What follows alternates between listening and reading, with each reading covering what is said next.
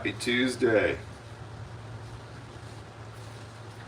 So yeah, got that city commission agenda here. This is going to be a fun one. Skip downwards here. How you guys doing today? So before I get started, there was a newspaper article that came out yesterday in the Lawrence Journal World that they had interviewed Rick Renfro, owner of Johnny's, and he's talking about the need for a one-stop and the need for some action on homelessness and the fact that the city isn't really doing it right. We've known that, and I think Rick has too. We're saying the same things, Rick. The advocates and you, we're saying the same things. We're just saying it a little bit differently. We want the city out of the way, and a lot of us wouldn't be out there if the city was in the way. If the city was out of the way, I talked to a number of people. I want to clarify a couple things because I keep hearing, you know, the shelter's there. Why don't they just go out there? Yeah, the shelter's there, but let me clarify. Let me look at these numbers again. Yeah, the shelter has 25 full-time beds. That's for somebody that can stay at the shelter full-time. They have 100 overnight beds. 100. That's taking care of 125 people at night. Now, they were supposed to get a big bump in some budget money and stuff. I wonder how much the shelter could have done with that $100,000 you guys have wasted in North Lawrence. Seriously. Rick, I want to be real about that site. What they've invited is a lot of the people that are staying there are people that can't make it on their own. So, and they're going to be hard to push back against some place where they're getting food, they're getting a place to stay, even if there's all that other stuff going on out there. They're getting this stuff. They have access to those things. It's not helping them resolve the homeless situation. It's not helping them resolve the fact that these people are houseless. The part of the problem is the way the institutions are being ran. The city is so in the way that Bert Nash is chasing their tail trying to keep up. You know, you talk about that street outreach team. We're going to be talking a lot about street outreach. I've said that. We've got a live coming up this weekend where I'm hoping that's going to be a major part of the topic. Neosho, Missouri. Hey, Sean. But the street outreach team is not out there. We had a 10-member street outreach team. We've heard that one of them has left. I can tell you that I know maybe 3 or 4 of them. I can recognize them by face. And I'm out there a lot, and the other advocates are the same way. All right, now that we've got some people in here, Rick, we do need to talk, the advocates and us. We need to talk, the advocates and you, because we're on the same page, and the city needs to get out of the way, and we've got some solutions that we need to see if we can come together on. All right, so this city commission agenda tonight, this is going to be fun. So don't bother showing up at 5 o'clock because they're going to go into that executive session. They're going to be talking about 75-4319 B2.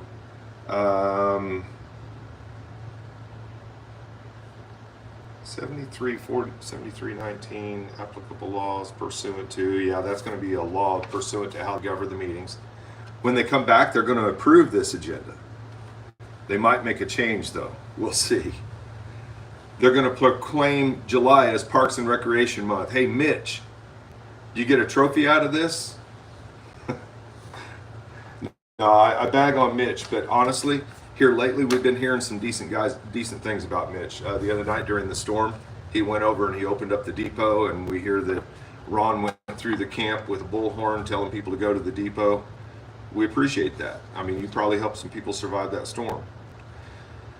So they're going to go into the lease and purchase and all this money that they're spending. You know, Eagle Bend Golf Course, excavating company, change orders, all this, you know, you guys can dig into these. I haven't, so I'm not going to try to comment on them. I haven't dug into all this money they're spending right here, but we see task order, change orders. The change orders are the ones that bother me because that means they underbid somehow, or they ended up spending more money. I'm seeing change orders in the amount of $72,000, change orders in the amount of $251,000. I mean, if we're having change orders in the amount of $250,000, why? I guess we need to dig into those a little deeper next week. Or if some of you guys want to start getting a little more active in the community, I mean, people like me, we can handle 1 or 2 subjects, 3 or 4 subjects for the better ones of us. But when it gets down deep in the weeds in this city, we're going to have to get a group of us together. It's going to take a group of people to monitor this. I'm trying to get to a part here that I like, because there's not really a whole lot here that's interesting to me. Bower Farm Drive, we're going to get a new fast food restaurant out there. Special use permit for a group home at 1046 New Hampshire. I'm going to have to pull that report and take a look at that and see what kind of group home that is. This is my first look through this agenda. I went on to just see what the items were, but I hadn't really dug into it too much.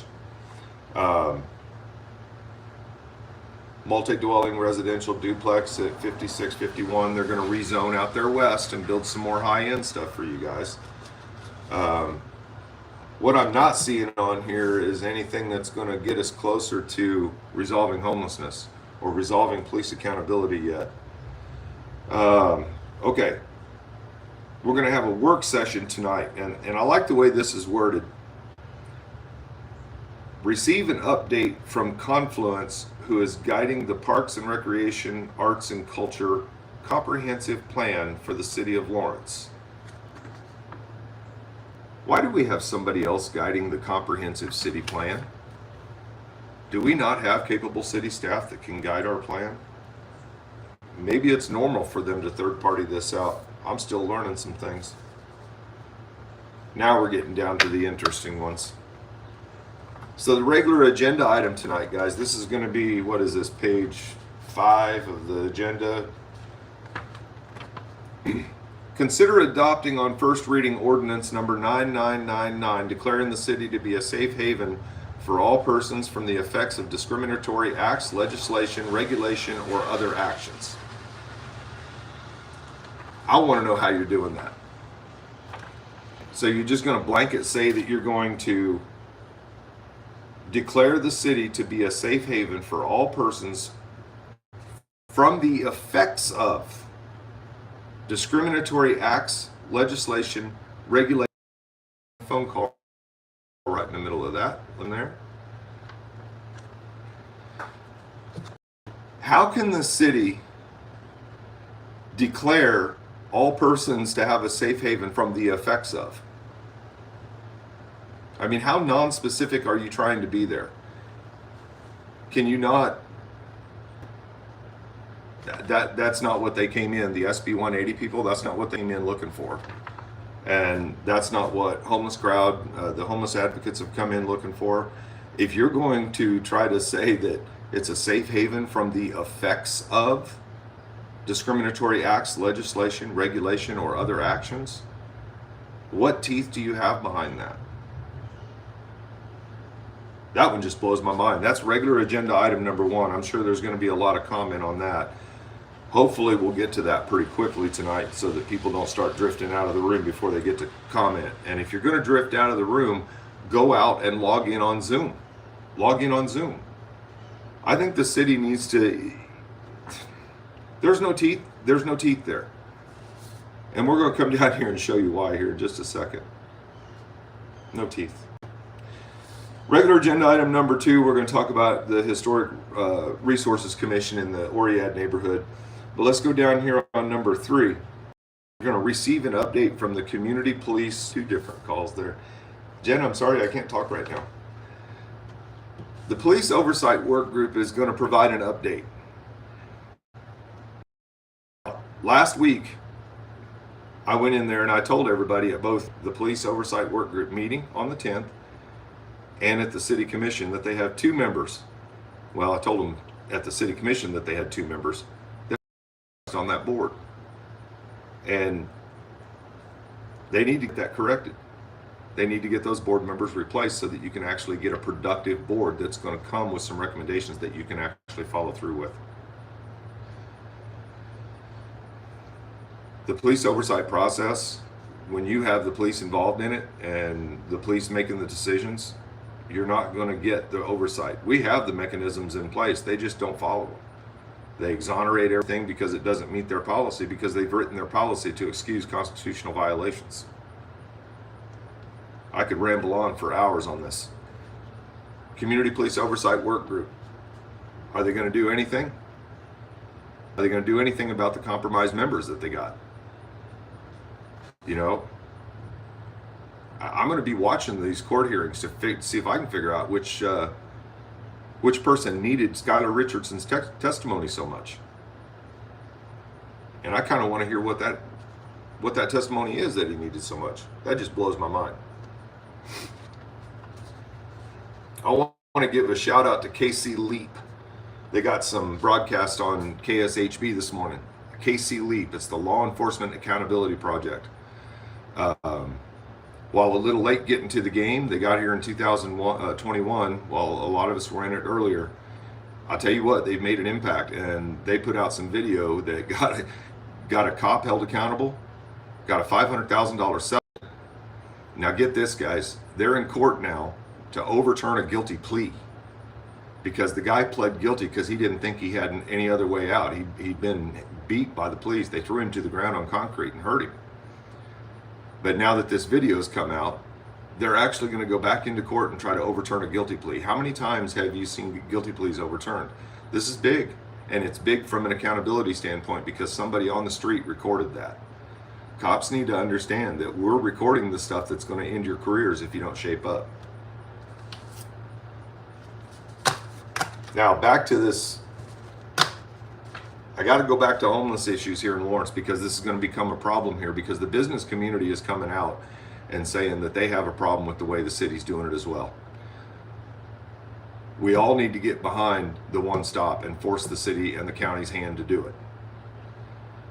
I'd like to see it at East Heights so that we can keep people connected to the city. If we can't do that, maybe LCS is the place to do it. But we can't do it and just dump it out there and say, here, Melanie, deal with it. Because they're not funded this way. I've learned quite a bit about how this stuff works. And temporary shelter like that is not funded. That's right, Barry, the camera's become a new career killer. The shelter like that is not funded through housing funds. The housing funds are dedicated toward affordable housing projects, building housing, putting people in housing with vouchers and things like this.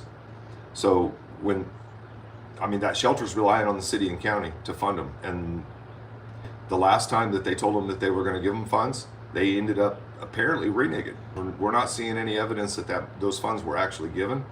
I can't get anybody to tell me that those funds were given. You would think they would say they were if they were, but they won't.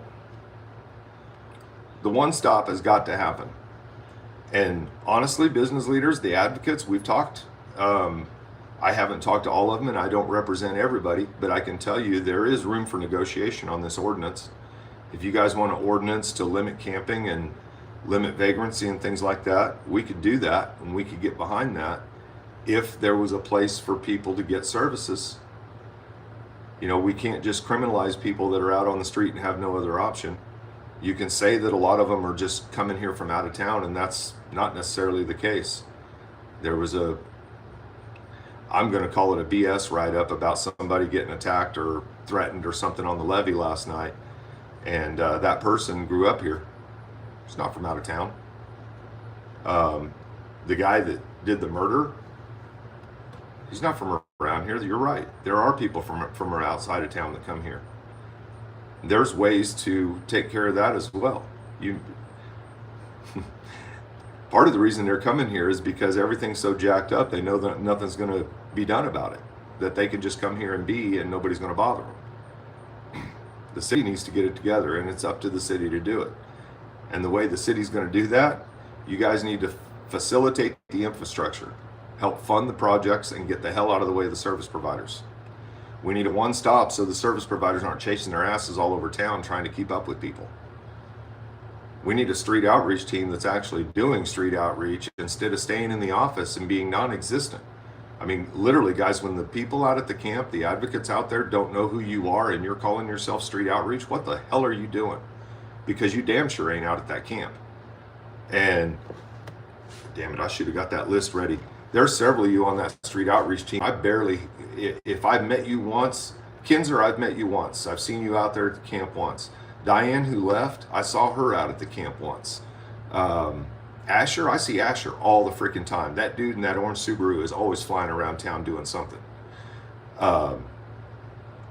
Monica, I met her out there ago. First time I'd seen her. I don't know how long she's been a part of that.